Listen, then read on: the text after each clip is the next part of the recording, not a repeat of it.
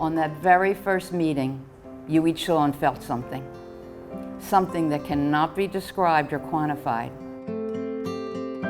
Something that comes from that mysterious place of the heart, the place that poets write about.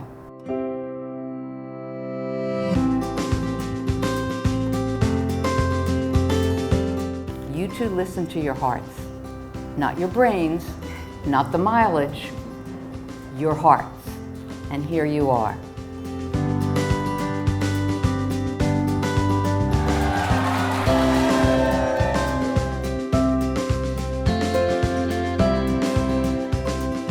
You two have an infectious love that's fun to be around, and you give hope to all people that soulmates really do exist.